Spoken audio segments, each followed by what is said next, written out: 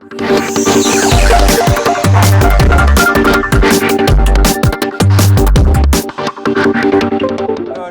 to the India Budget 2015 tax debate in association with Taxsutra and Arun Giri, my good friend right here. We're going to talk about what the expectations are, what the desires are, indeed ahead of the union budget exercise, of course, on the 28th of February, which is really Saturday this week. So we're going to talk about 4 or 5 things, and broadly let me take you through them. We're going to talk about what does Make in India mean from a tax point of view. Can we expect some real changes? We're going to talk about GST, goods and services tax. Will something finally happen? Will it get off the ground? Will we see the final blueprint? We'll talk about the tax. Will the finance minister bring in more clarity? Remember that even as things are looking good and people are expecting changes, there's a lot of baggage that still needs to be cleared as we go into this budget session. So these are some of the things that we're going to be talking about. Don't forget, we're also asking whether there should be more tax options for investors, and of course transfer pricing, the big almost the bear in the room when it comes to attracting foreign investors. So the big question, will this budget really take off from where it left off earlier? Will this be the big Modi-Jetli budget? Arun? I think going just one point, the 800-pound gorilla in the room, which I think Mukesh, Dinesh, Gautam Bhai, all of us are going to be watching, will GA be postponed? Okay. When we are talking of foreign investors, I think that's the single most important point they'll be watching in the budget speech. It has been postponed twice already. We've missed the date. Are we going to keep the April 2015 date? Right now the bets are, in all probability, Arun Jaitley will postpone GAR. Okay, so things is not a very good start then. Okay, so we've got as Arun mentioned, we've got a great panel with us. Mukesh Bhutani, Dinesh Kanabar and Gautam Doshi, all well-known tax experts, and of course Ameya Kunte, also from Taxsutra, joining us from Pune. Everyone is joining us from different parts of the country. So let me begin with you, Mukesh. The question first, just to sort of set the mood and the tone. Is this going to be the big budget? Is this the one budget that could potentially change things when it comes to taking this forward and making it a better case as from an investor and investment point of view? I think there's going to be a big budget. I mean, we have to give a context to this question that when you say it's going to be a big budget, it really mean, and it could mean different things to different stakeholders. It's going to be a big budget from a business and a commerce standpoint. It's going to be big from the point of view of direction that the government will set for its reforms program.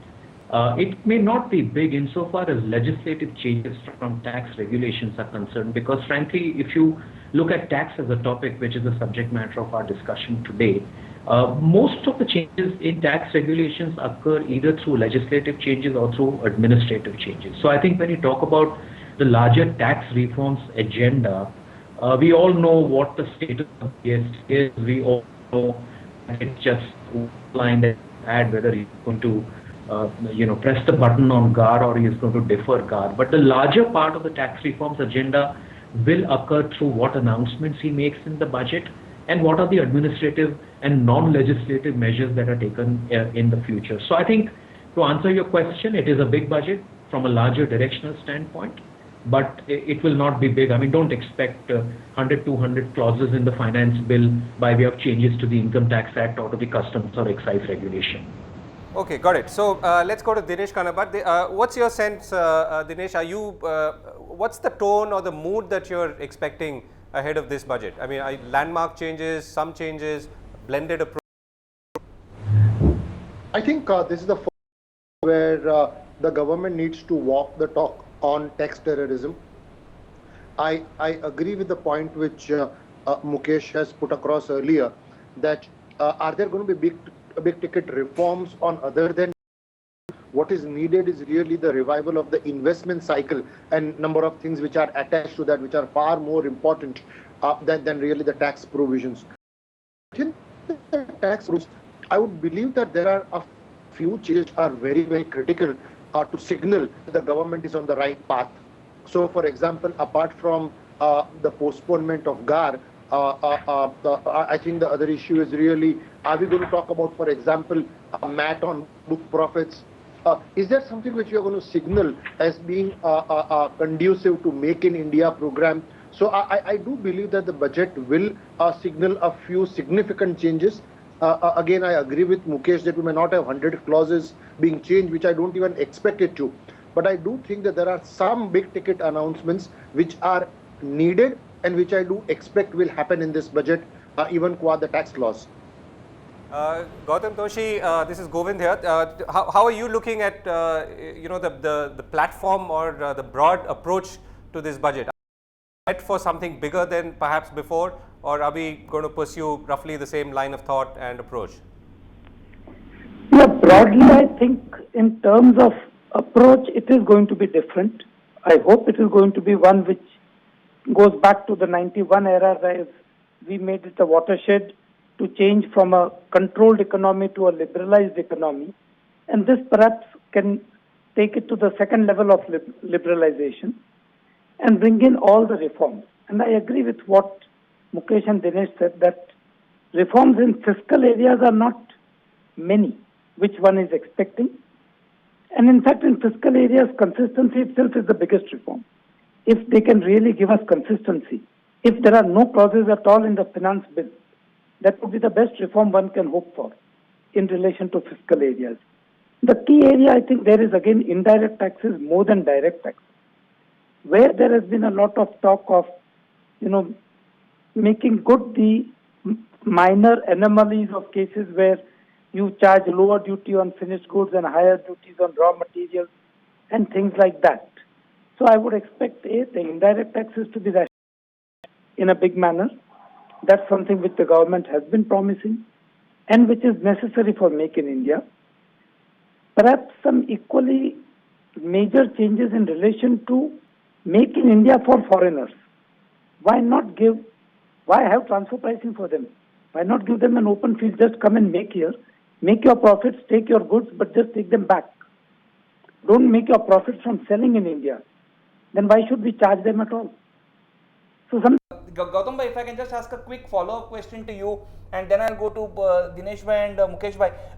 Gautam bhai, on Make in India, what are the one or two specific things that Mr. Jaitley can do on the tax front? Excise duty cuts? But I doubt very much. I don't think he has any scope for excise duty cuts in the current scenario. He also has to look at his fiscal deficit. So, as a likelihood. So for Make in India, he has to give a lot of non-tax issues, namely like financing, infrastructure, etc. And when it comes to tax, at the most he can give some sorts. For example, for additional production, one of which used to be done in the past, if your production goes up from 100 to 125, you get a certain tax relief. If your production goes to more tax relief. So that is perhaps the only tax relief which he can give, other than rationalization, as I mentioned earlier. Isn't that then a case of old wine in new bottle? If what Gautam bhai says is what's going to do on Make in India, how is it going to be the big theme of this government? Are we going to look for more than just tax sops? You think tax sops are going to be a very small part of Make in India, Mukesh bhai? Is that how you also see it?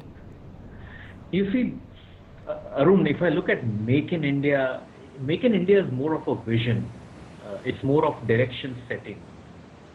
In the larger vision of the government for Make in India label personifies innovation, quality, reliability, strong intellectual property, export competitiveness, so on and so forth. Or for that matter, a weighted premium for indigenously manufactured products, say in government tenders. The Make in India vision is expected to be through a host of fiscal and non-fiscal incentives. So non-fiscal incentives would include a directional change in our trade policy, which will promote a Make in India. Non-fiscal incentives would mean that if the Make in India concept has to be promoted, there is some kind of an incentive again, and it could be by way of a tax break to manufacturing by small and medium enterprises. I don't see any tax legislative change to promote the government's larger vision on Make in India. Perhaps you can expect that they would give an investment to small and medium enterprises or some kind of a concessional duty. But I think the larger vision of the government seems to be no exemptions, no tax holidays, and I doubt if the government will make any discrimination between small and medium enterprises put on one side and large enterprises just just to be able to promote its larger agenda of the label Make in India. Amir, you've done some work on Make in India and trying to understand what the tax dynamics could be. Take us through that. Sure. So Make in India, as Mukesh Bhai and Dinesh already mentioned, is more on a larger vision. If you look at the specific tax laws today, there is no specific coordinated approach around the Make in India. There have been tax incentives, a lot of tax holidays in last 10 years have been phased out. The only coordinated approach around tax incentive that we saw was around special economic zone SEZ policy in 2006 when direct tax law, indirect tax law, state laws were amended to make SEZ policy happen. Unfortunately, however, we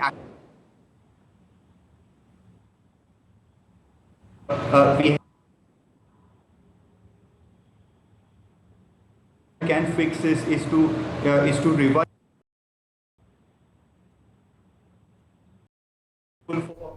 Right. Okay. I think I think we are losing you. So we'll come back in a moment. So let's look at let's go step by step. Right. We said we'll talk about 4 or 5 key areas. We said we'll talk about. I mean, the question we're asking is, will Make in India get the big tax booster shot?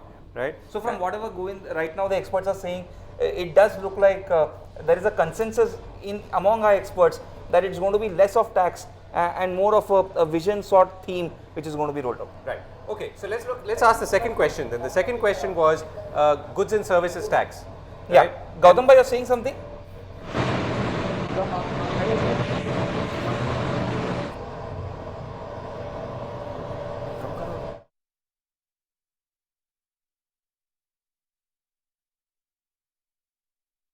Okay. The second question that we are asking is really goods and services tax, and will it? Arun, before we come to our guests, just walk us through so far. The constitutional amendment bill, Yes. Govind, has to get through both houses of parliament with a 2/3 majority, if I'm right, 2/3 or 3/4. Yeah. It has to get through both houses of parliament. Right. And after that, 1/2 of the state legislatures, which means around 15 state assemblies, have to ratify it. The problem is more political right now, more political posturing, and the opposition using the GST as the big leveraging tool with the government. Right. And that's one of the reasons why, despite Mr. all Chidambaram's efforts, including offering the chairmanship of the empowered committee on GST to the BJP, yet they could not pass the bill. The big challenge is going to be to get 1/2 of the state legislatures Right. to pass this bill. Right. So Gautam Doshi, let me come to you. So the question we GST get off the ground. I guess so. There is this big political hurdle that Arun just talked about. What could the budget then do? I mean, assuming this all has to play out in its own time, what could the budget specifically do to ensure that this process moves forward? No, the budget can really virtually do nothing in the process till the constitutional amendment bill goes through. Right. So that's the only, and at the most he can lay down a roadmap, but the roadmap is not under his control. If the bill does not go through in a certain time frame, he cannot really give effect to it. And without the bill, you don't have a GST.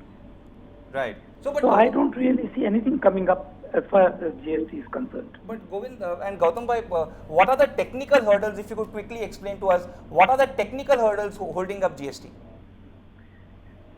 The technical hurdles holding up GST is that there is still no clarity on how are you going to give a set-off for interstate taxes, what are you going to do for a lot of products, particularly petroleum, as to when are you going to bring it in. If you're not bringing in those products, to what extent will GST really be effective? Because then the major part of your input cost is not really set off. What about each state wanting to give exemptions on its own and to its own industries? How do you give an exemption in the context of GST? All these key difficult areas, what are the particular solutions? Those have not been spelled out at all as yet. Government has not even given their real thoughts behind it to us. Right. Unless you have that, unless you have a bill, unless you have the rules and at least 6 months advance notice, you can't really implement a law like the GST. I mean, that's a fair point, and I guess the sort of road is now looking even longer. Dinesh Kanabar, how are you seeing the GST? I mean, are you a little more optimistic, or? No, I think I would agree with what Gautam stated, because essentially what we are seeing here is that to implement a GST, you need to have a backbone ready. And that backbone is in terms of a variety of things. The amendment bill is just one part of it, but really the IT infrastructure, readiness of the states, and I see a huge challenge with that, each one of that. And whilst I do not see the March or the April 16 as being the effective date, I do think that if the government works in right earnest, October 16 should be a realistic date to roll it out. And are you seeing, I mean, are you looking for some directional statements or anything in this budget then from a GST, or should we sort of put it aside for now? No, you should. We would expect directional statement. I think, in fact, the government might want to talk a lot in terms of what it intends to do to ensure that GST does become effective, because there's a lot which a lot of question marks which are open at this point of time. I think also one important thing which has happened, which is the coal mines auction, giving lots of money to the state, might actually become one of those big things which might help get everybody on board, all the states on board sooner rather than later. So I am expecting really significant announcements. So if things move through Parliament and it comes to the states, they will mostly keep their side of the bargain because they've obviously got more money. Govind, one observation: every finance minister has made a directional statement on GST. Almost every FM speech in the last 6-7 years has had a directional statement. Right. I think we need to move forward. Right. Okay. Right. So let's look at tax dispute resolution. Now, I mean, we're talking about bears in the room. We're talking about, the big question marks. Will the finance minister bring in? Yeah. Go ahead, Dinesh. Come in for another bit before you go on to dispute resolution. Yeah. Okay. When you stated earlier, sort of I had a very bad connection and could not pitch in with regard to the issues with regard to tax incentives. And I just wanted to make one small comment there.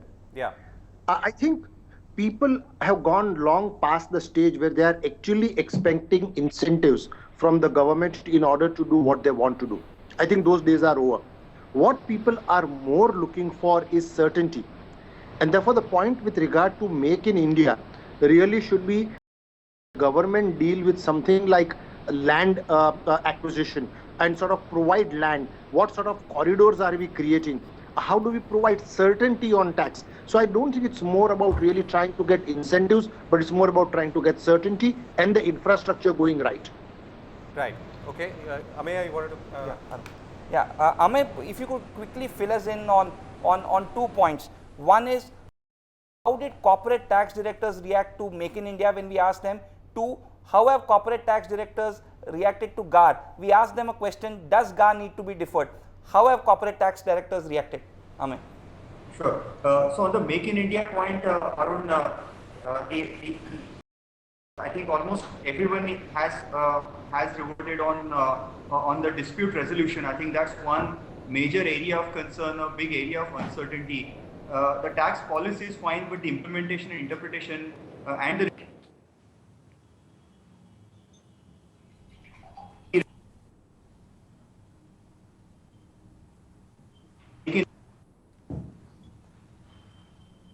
I think we. Okay, let's come back to Amey in that in a moment when we get that audio back. Let's look at. We were talking about tax dispute resolution, and the big question is: will the finance minister bring in some certainty, or will he remove the uncertainty? There you are, tax dispute resolution. Will the finance minister usher in any certainty this time? Mukesh, do you want to go off first? Yeah, I can go first if I'm audible. Yes, I think the start has already happened. I think if you look at the last 6 months, few actions have been taken. I mean, there are a set of administrative circulars that have been issued, whether in the context of tax holidays to SEZs, or in the context of applicability of transfer pricing methodology, so on and so forth. The second important step, which was landmark, was government's decision not to appeal against certain cases where the government prima facie believes that they don't have any case in a higher court or in a higher forum. I think again, the tax dispute resolution mechanism requires more of administrative changes than any legislative changes. So whether it's got to do with curtailing government's enthusiasm to appeal against every order, or it's got to do with setting up of special benches to deal with cases. And again, tax dispute is something which is prerogative of not just the Ministry of Finance, but also the Ministry of Law. So you would have heard, day before yesterday, two special benches working round the corner and, round the clock in the Supreme Court were constituted, one to deal with criminal cases and second to deal with tax cases, which are old filings. So I think this is an ongoing process. But since we are on this subject, I'd just like to,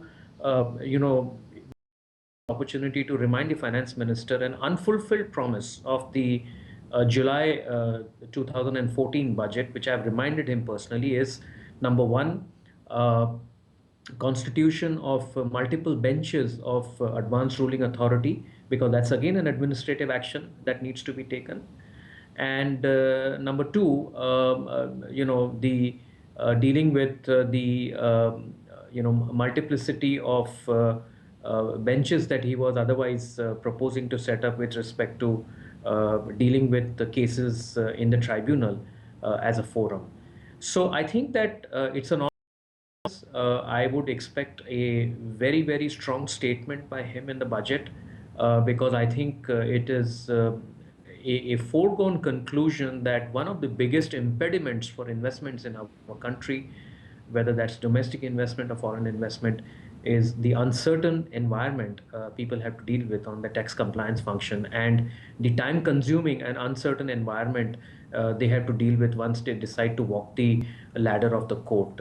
It is very uncertain environment, and I think we have seen the impact of that, though nobody has sat down and the impact of this on investments. But I think it's pretty much evident based on the sense and based on the sentiment that's been floating around. I mean, how many chairmen and how many boards discussed tax dispute 5 years back? I mean, this has all become a subject matter of debate few years. So I think there is a lot of in reflection that we need to seriously do on all the three arms of the government as to how do they ease this problem, whether it's through the executive or the judiciary or the parliament. Right. So the recognition is there. The recognition should hopefully lead to some change, improvement in the situation. A lot of questions coming in, gentlemen. So let me take one quickly and put it to Gautam Doshi.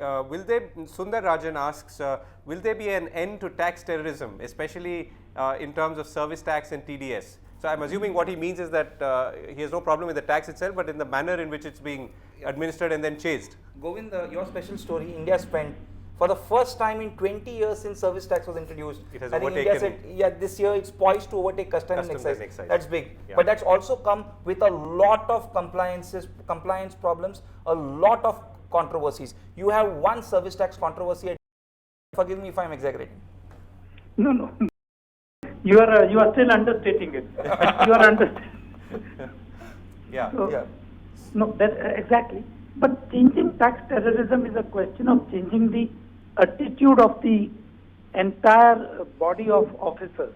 It is not really a legislative change which one can make through a budget. Yes. It is something where one is to train the officers, one is to change the mindset, one is to change the audit. Because if every time an officer is worried that if I don't appeal, I will not be able to answer audit, then he has no choice but to appeal. And if every time one takes an extraordinary interpretation, he is not pulled up for taking an interpretation which is totally outside the book and totally unintended, but he is given a praise because he gets a few more crores of rupees into the kitty, then again you are going to have officers who will be terrorists. So the change can only come about if there is a change in mindset and attitude, and that's going to take its own time. But I think the government is committed to it, and what I will expect is announcements to that effect and actual directional changes to achieve that mindset and change, which, as Mukesh said, is coming through circulars, is coming through the setting up of the advanced ruling authority, the benches and all. But I think the process is too slow, too slow. You need a circular on every dispute within 30 days of the dispute arising, and not something which comes years after the dispute has come up. So, Right, Dinesh Kanabar, do you want to add to that? Just very quickly, the only point I would make is, I think I've heard everybody speak about the need for a change in mindset, and therefore the process taking time. I think for that mindset to change, there has to be a few things which are happening, which is different from what is there today. So one issue which we have all spoken about is when you have tax targets, the officers will work towards that target rather than collecting the tax as is due, because the job of a tax officer is to collect the right tax, not really to chase a target, number one.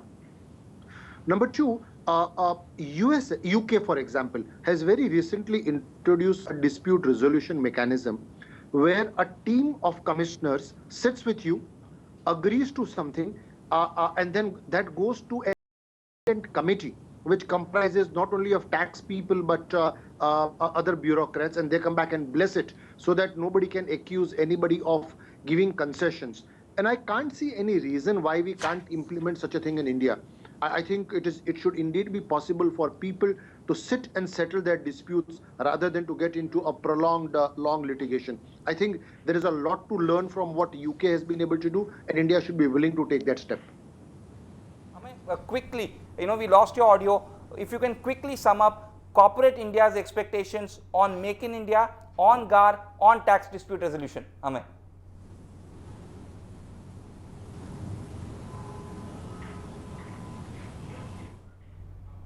Okay, so I think Amey is still having a slight problem. So let's go to the next one, right? So we also talked about tax I ops think to GAR. I think GAR is. I think we should get a quick comment from Mukesh and Dinesh on GAR. At least a 20-second comment. Do they want GAR deferral or not? On April 2015. Absolutely. And it has happened so many times. That's the statement to watch out for if you are a foreign investor. Right. Okay. Mukesh, do you want to go first on GAR? What's your sense, April 2015? Me to speculate and bet, I would say GAR. I would say that GAR.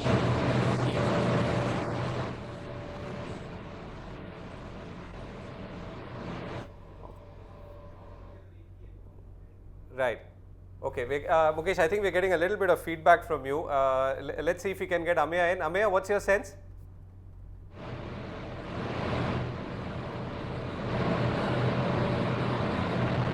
Ameya, you can hear us? Okay, Arun, let's quickly go through that point again, right? So you said that basically this is the how many times have we postponed it? We've postponed it twice. Yes. As I recollect, and the expectation is a clear 2-year time frame was given for India to get ready. But given what has happened on the tax disputes front, be it Nokia, be it Vodafone, be it Shell, all multi-billion-dollar tax disputes, and India clearly needing foreign investment, the biggest pressure from the FII, from the foreign investor community has been postpone GAR, too much subjectivity, too much uncertainty, and it will be to an adversarial tax regime and lot of tax litigation. Right. So, Gautam Doshi, so if going by our conversation so far, we seem to be of the consensus, at least broad consensus, that this government does not want to be adversarial and wants to be a little more friendly, because it's got its own set of objectives to achieve in terms of attracting fresh investment, creating jobs and all of that. What's your sense when you look at this whole GAR issue? Fit into that thinking? No, I think clearly, see, GAR, the 2-year deferment was not for India Inc. to get ready. It was for the tax department to get ready, for the tax department to make the appropriate training and changes. I don't really think they have done anything to that effect in these 2 years. And if they have not really got their hands around it, then I think they need to wait for another 2 years or 3 years or whatever it is, till they can make those requisite changes so that people have confidence in the fairness of the tax department, applying a subject. And that is where what Dinesh said type of thing comes in. You need appropriate safety mechanisms to make sure that GAR is not misused and does not become the biggest weapon of terror. And keeping that in mind, I think the minimum the government would do at the moment is defer it and then get around to doing all these things which are required to make a useful GAR rather than a GAR which only causes damage. Right. So, Mukesh, I don't know if you heard that one. Are you in sync with that? The audio is very poor. You'll need to just summarize it for me. Yeah, absolutely. Mukesh bhai, what Gautam bhai said is that the tax department is not yet ready, not yet fully trained to implement GAR, and that's why we need to defer it till the department is ready. Would you agree? Well, I think the level of preparedness comes in only when you experience a particular law, how it is being implemented. Our experience with implementation of new law and the record for that has been abysmally poor.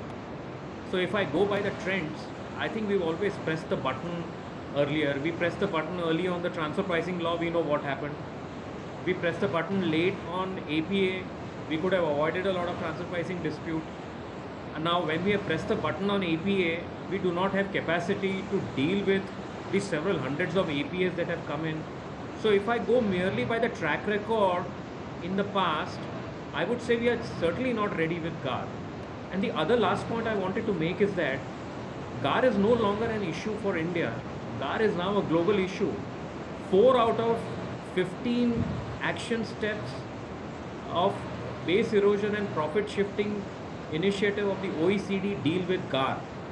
So if the BEPS project is going to lend greater degree of clarity by way of a framework that the G20 has to resort to for implementation of GAR, then it makes even more logical sense for us to wait for those recommendations to come in. I have a simple question. If Can UK I come can in? legislate the Google tax and bring in BEPS into the domestic legislation before BEPS comes into being, before a multilateral instrument is signed, why not India?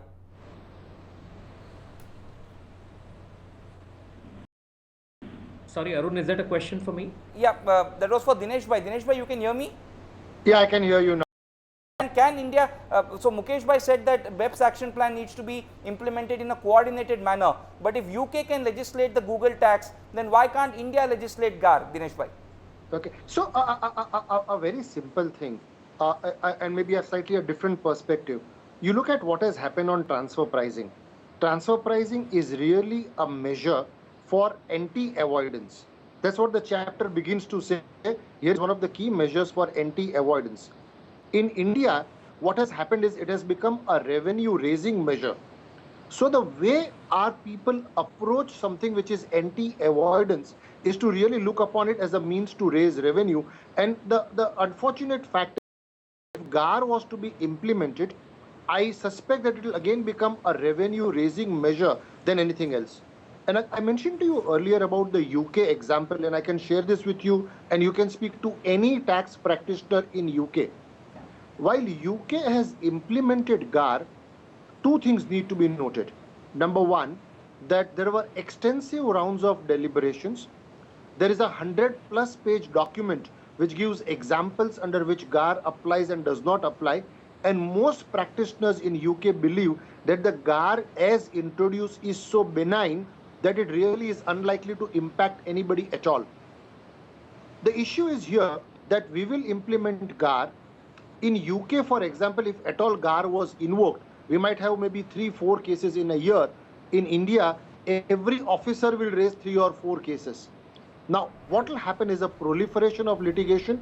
And again, I think Gautam bhai made this point earlier, and I totally agree with it, that are we really, first of all, chasing? So Mr. Jaitley is on record to say, I have inherited legislation which does not yield a penny, but is an anti-investor sentiment. And I think the same thing is going to happen on GAR if implemented at this point of time. And my interaction with the FM and with those involved in legislation leads me to believe that this is a non-issue. I do not think there is realistically a chance of GAR being introduced at all this year. Coming back to your question on BEPS, there's a lot of work still underway. I think there is you spoke about the Google tax being introduced in UK.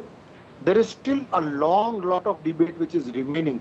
And again, I would wish that India does not rush to try and implement things which really are going to act as a barrier to foreign investment, and we need to see the larger picture. Can you hear us now? Amay, can you hear us? Yes, Arun. Yeah, Amay, now finally we have your voice. So if you could just give your, give your quick on GAR, on tax dispute resolution, on BEPS, and Make in India. Amen. Sure. So on GAR, of course, the expectation is that GAR should be deferred. And apart from deferral of the GAR, there are certain important aspects around which need a clarity. Invoked, how the invoked and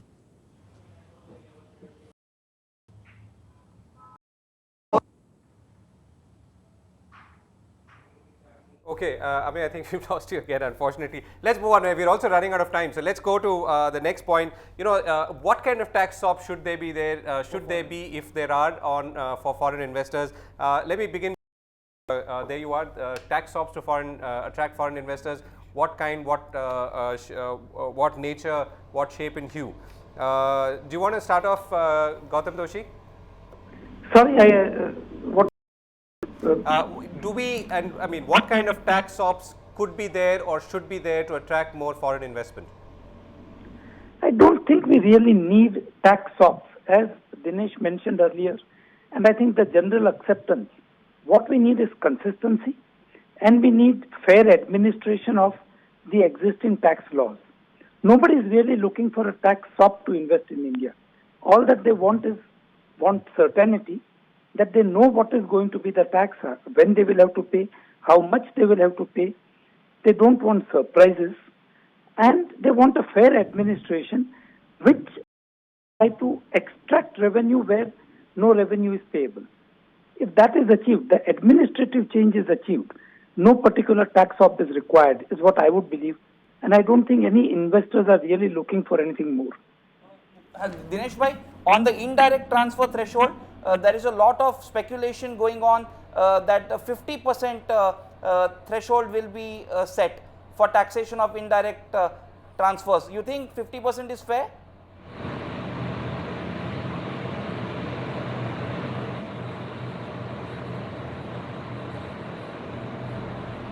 Dinesh bhai, you can hear us? Mukesh, you got a question? Did you get a question, Mukesh bhai? I can't hear your question, Arun. Yeah, Mukesh bhai, the question that we asked is on indirect transfers. The speculation is that 50% will be set for the taxation of indirect transfers like Vodafone. Do you think 50% is a fair threshold? Okay, so I'm just trying to summarize the question just to make sure that my answer is in sync. Whether there is anything likely that we will see in this year's budget on indirect transfers. Certainly, yes. I think a large part of the recommendations that have been made by the expert committee could find their way either by way of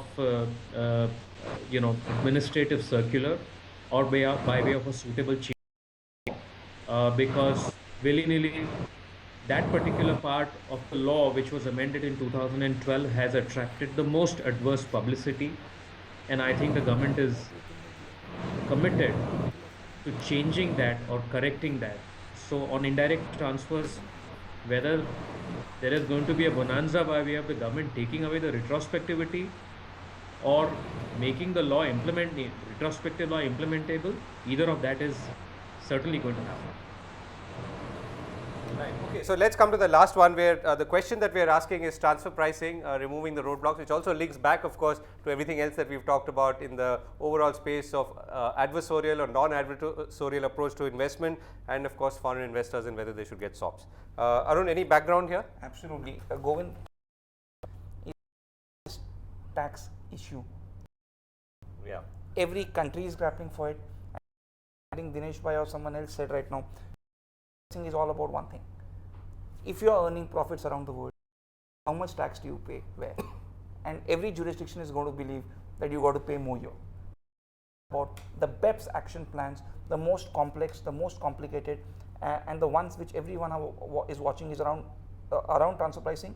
The important part, the first action plan that's going to roll out, one of the first, by country reporting, which means a global MNC will now have to report in a particular template across jurisdictions. That's a monstrous action plan. Transfer pricing in India, it's got into a lot of litigations. two measures were introduced. One, advanced pricing agreement, one, safe harbor. Now, advanced pricing agreement, rollback rules were October 1. It was announced by Mr. Jaitley. It's been 5 months since then. We don't be safe harbor. The last I remember, not even 50 companies had applied for safe harbor because they believe that the safe harbor margins, that is, you declare a particular profit and nothing happens. That percentage is quite high. So both haven't taken off the way it should have, though the APA team has worked fantastic. But the rollback rules are not yet there. We need to see a lot more administrative action on transfer pricing. Right. Okay. So, gentlemen, what I'm going to do is basically, this is the last question, of course, which we are asking on transfer pricing. We started off by saying that is this the big leap budget from a tax point of view? Remember that it is carrying a lot of baggage which needs to be sorted out, including the one on transfer pricing, which of course is a global problem, not just in India, but also there is an expectation ground which should be tread upon and new ground which should be traversed. So, is this budget going in that? Are we expecting too much, or what are the one or two things that can really make a difference given the conditions that there are and the inhibitions, if any? So, why don't you go off, Mukesh, first, and then we'll go over with the rest of the colleagues. So, Govind, you want me to cover transfer pricing or as general well, yes. tax macro? As well, yeah. Okay. So, I think on transfer pricing, we have already seen a shift that is happening. I think, one quick fix, and which is certainly not a low-hanging fruit, is to be able to augment the resources at the APA level, at the APA commissioner level to dispose of, because I think there is a great deal of confidence that the investor community will gain if there are adequate disposals. So if there are targets that are laid down by the government, say that we will dispose of majority of the transfer pricing APA applicants that have come in by March 2013, I think that will go a long way in addressing the issue, because if you have an APA, a concluded APA, then I think there is no question of a dispute over there. I think the second big item again where some actions have been initiated is this whole bunch of 250 odd disputes between India and US, which have already been subjected to a dispute resolution process under the treaty called the Mutual Agreement Procedure. I think, as I understand, the framework for settling 200 out of those odd disputes have been agreed, and there is a timeline that has been agreed that these 200 disputes will be settled. I think we should look at outside of the US community as well, because there are several disputes with Japan, UK, Singapore, that is already there. So that's the second step that I would look at it. The third unsolicited advice and recommendation I would make is to constitute national tribunal benches for dealing with transfer pricing cases, because it goes to nobody's advantage that a Mumbai bench of tribunal is giving a ruling which is contrary to Delhi bench. I'm not saying that has happened, but the chances of that happening are very good. And I think if a national bench of tribunals is constituted, which are located in, I think it will go a long way, because the maximum disputes which are subjected to adjudication are lying before tribunal as an authority. So I think the first two is underway, and the third is just an advice that I would like to give to clear off the menace of dealing with transfer pricing disputes. Right. And could you sum up, Mukesh, what's the sense going ahead now as we await Saturday, the 28th of February? The sense that I am getting is that there is a very strong commitment to tax reforms to ease the pain of doing business. The sense that I am getting is that the commitment on GST is unstinted. We all know the political issue with respect to the constitutional bill.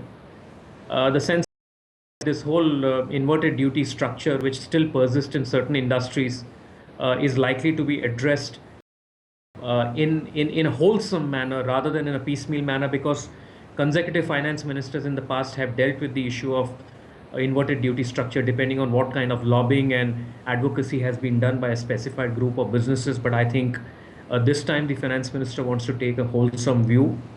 I don't expect any exemptions or any giveaways. As I'd mentioned, I don't expect anything by way of fiscal incentive to promote the Make in India initiative unless it is targeted for small and medium enterprises. And I think I expect a bold statement. We all within the tax fraternity believe that there is a whole lot of effort that has gone into the Tax Administrative Reforms Commission. The last and the fourth report was submitted to the government 3 days back. I think the government needs to give a serious look at these recommendations because they are a culmination of not just the views that have been expressed by the commission, but various stakeholders who have participated, and the deliberations have been conducted in an extremely non-partisan manner. So I think it deserves a serious look at it. Right, thank you. So I think we've covered a fair amount of ground on transfer pricing. Dinesh Kanabar, your last words as we prepare for the Union Budget 2015. I think clearly what is needed is implementation of the ideas which have already been floated. So there was this announcement of a high-powered committee which would really look at tax grievances, come out and get CBDT or CBU circulars. It took roughly about 8 months to constitute that committee, and nothing has come out of that committee. So again, here is something which is so high-powered, which is actually empowered to direct the CBDT to issue circulars, but there is no action on the ground. Earlier there was a mention that we have authority for advance rulings where benches have to be constituted at multiple locations and they take up the matters. So it's a very important thing that domestic companies can go for transfer for authority for advance, but there is no implementation. I think some of those things are. We've lost you too. The Make in India program is the MAT on SEZs to come down. I am eagerly looking forward to that because that in a sense has been a retrospective tax, and the ability of the government to say that when we give you an SEZ exemption, we are not going to sort of backdoor introduce a book profit tax is a very, very critical statement. Thank you so much, Dinesh Kanabar. Gautam Doshi, your last word here. How are you looking out for, and do you expect the dramatic changes that many people, or some people at least, expect? Gautam, can you hear me? Okay. So we've got I think we've got a reasonable wrap up from the other two. Ameya, we're going to get back to later because I think we're having a real problem getting on the audio. We'll patch later. So Arun, as we close, I think there seems to be a sense of optimism, I think defined by the government's non-adversarial approach, which should hopefully take care of a lot of other things. But I think there is serious concern still on the administration of tax and the tax department's approach to collecting taxes, and particularly in the case of the service taxes, which as we've seen. And there is no clarity whether that will happen. And GST remains the big question, as does GAR. One big takeaway from the panel discussion. I think very surprisingly, 10 years back when we used to moderate the panel discussions, Govind used to do that, there used to be so much expectation on the tax front. Yeah. Do this exemption, that exemption, you extend the sunset clauses and so on and so forth. Nothing of that sort. I think most of them are saying no news is good news. I think the limited tax dispute resolution, find a way to mitigate tax disputes and resolve them quickly. Right. So make life simpler, and a lot of other things will follow. And gar. Yeah, and that's the big message. Can I make a pun, Govind? Yeah. Will it be, the Twitter trends all over in the last few days have been mocha. Yeah. And I think it's going to be very interesting to see whether it is mocha or dhoka on Saturday. That could of course go beyond tax as well. Thanks for us on this special between Boom Live and Taxsutra. Thank you, Arun. Thanks.